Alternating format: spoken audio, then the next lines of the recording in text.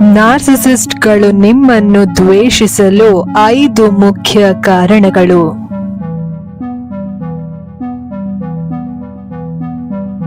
ಈಗಾಗಲೇ ಒಂದು ಕಾರಣವನ್ನು ತಿಳಿದುಕೊಂಡಿದ್ದೀರಿ.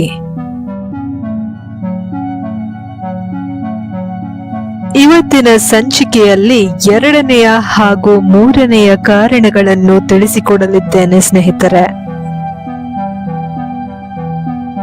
ಇಂತಹ ನಾರ್ಸಿಸಿಸ್ಟ್ಗಳು ನಿಮ್ಮನ್ನು ದ್ವೇಷಿಸಲು 2ನೆಯ ಕಾರಣ ಅಂದರೆ ಅದು ಹೊಟ್ಟೆ ಕಿಚ್ಚು.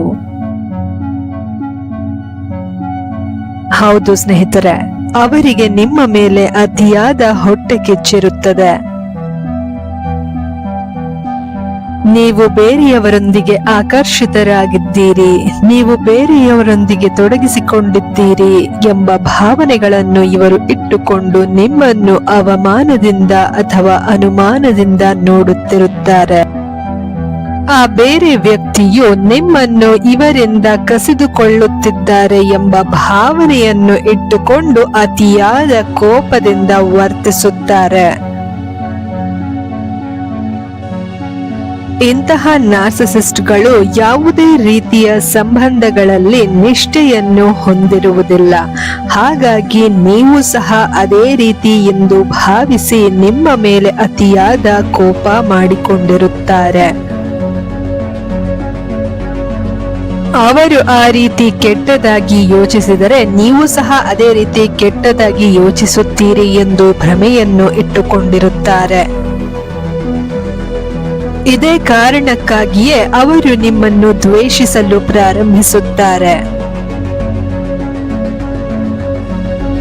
ಸ್ನೇಹಿತರೆ, ನಾರ್ಸಿಸಿಸ್ಟ್ಗಳು ನಿಮ್ಮನ್ನು ದ್ವೇಷಿಸಲು 3ನೆಯ ಕಾರಣವೆಂದರೆ ನಿಮ್ಮ ಗಮನ. ಹೌದು, ನೀವು ಇವರನ್ನು ಗಮನಿಸದೇ ಇದ್ದಾಗ ನಿಮ್ಮನ್ನು ಅತಿಯಾಗಿ ದ್ವೇಷಿಸುತ್ತಾರೆ. ಜನರು ನಿಮ್ಮನ್ನು ಇಷ್ಟಪಡುತ್ತಾರೆ. ಜನರು ನಿಮ್ಮ ಮೇಲೆ ಆಕರ್ಷಿತರಾಗುತ್ತಾರೆ. ಆದರೆ ಇಂತಹ ನಾರ್ಸಿಸಿಸ್ಟ್ಗಳು ಇದರ ಬಗ್ಗೆ ಯಾವುದೇ ಗಮನ ಕೊಡುವುದಿಲ್ಲ. ಇದರ ಸಲುವಾಗಿ ಯಾವುದೇ ಕಾರಣಕ್ಕೂ ಮೆಚ್ಚುಗೆಯನ್ನು ನಿಮ್ಮ ಬಳಿ ವ್ಯಕ್ತಪಡಿಸುವುದಿಲ್ಲ ಸ್ನೇಹಿತರೆ.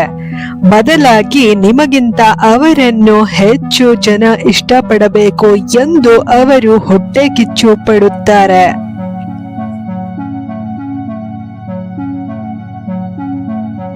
ಏಕೆಂದರೆ ಅದೆಷ್ಟೇ ಜನರಿದ್ದರೂ ಸಹ ಎಲ್ಲರೂ ಇವರನ್ನೇ ಗಮನಿಸುತ್ತಿರಬೇಕು ಎಂದು ಇವರು ಸದಾಕಾಲ ಬಯಸುತ್ತಿರುತ್ತಾರೆ. ಏಕೆಂದರೆ ಅವರು ಸದಾಕಾಲ ಸೆಂಟರ್ ಆಫ್ ಅಟೆನ್ಷನ್ ಆಗಿ ಇರಬೇಕು ಎಂದು ಬಯಸುತ್ತಾರೆ. ನಿಮ್ಮಿಂದಾಗಿ ಜನರು ಅವರ ಮೇಲೆ ಆಕರ್ಷಿತರಾಗುವುದು ಕಮ್ಮಿಯಾಯಿತೆಂದು ನಿಮ್ಮ ಮೇಲೆ ಹೊಟ್ಟೆ ಕಿಚ್ಚು ಹೆಚ್ಚಾಗುತ್ತದೆ. ಇದೇ ಕಾರಣಕ್ಕಾಗಿ ಅವರು ನಿಮ್ಮನ್ನು ತುಂಬಾ ದ್ವೇಷಿಸಲು ಪ್ರಾರಂಭಿಸುತ್ತಾರೆ.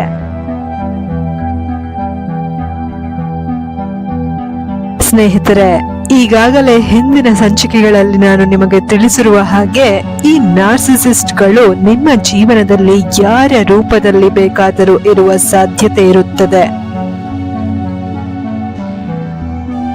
ನಿಮ್ಮ ಸ್ನೇಹಿತರು ಅಥವಾ ನಿಮ್ಮ ಒಡ ಹುಟ್ಟಿದವರು ಅಥವಾ ನಿಮ್ಮ ಮಕ್ಕಳು ಅಥವಾ ನಿಮ್ಮ ಪೋಷಕರು ಅಥವಾ ನೀವು ಮದುವೆಯಾಗಿ ಹೋಗಿರುವಂತಹ ಮನೆಯಲ್ಲಿರುವ ಜನರು ಅಥವಾ ನೀವು ಪ್ರೀತಿಸುತ್ತಿರುವಂತಹ ಹುಡುಗ ಅಥವಾ ಹುಡುಗಿ ಅಥವಾ ನೀವು ಕೆಲಸ ಮಾಡುತ್ತಿರುವ ಜಾಗದಲ್ಲಿ ನಿಮ್ಮ ಬಾಸ್, ಹೀಗೆ ಯಾರು ಬೇಕಾದರೂ ಸಹ ನಾರ್ಸಿಸಿಸ್ಟ್ಗಳಾಗಿ ನಿಮ್ಮ ಜೀವನದಲ್ಲಿ ಇರುವ ಸಾಧ್ಯತೆ ಇರುತ್ತದೆ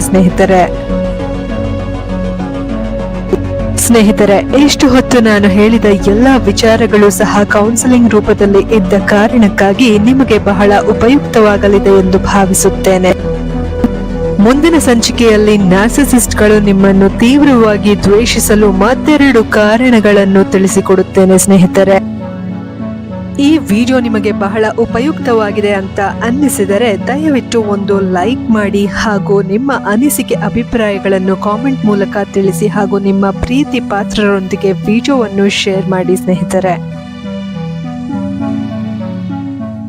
ಮುಂದಿನ ಸಂಚಿಕೆಯಲ್ಲಿ ನಾರ್ಸಿಸಿಸ್ಟ್ಗಳ ಬಗ್ಗೆ ಮತ್ತಷ್ಟು ನಿಗೂಢವಾದ ಸಂಗತಿಗಳನ್ನು ತಿಳಿಸಿಕೊಡುತ್ತೇನೆ ಅಂತ ಹೇಳ್ತಾ ಇಂದಿನ ಮಾತುಗಳನ್ನು ಇಲ್ಲಿಗೆ ಮುಗಿಸುತ್ತಿದ್ದೇನೆ ಸ್ನೇಹಿತರೆ. Think positive, be an optimist, life is beautiful and make the most of it. ಎಲ್ಲರಿಗೂ ಶುಭವಾಗಲಿ. ಧನ್ಯವಾದಗಳು.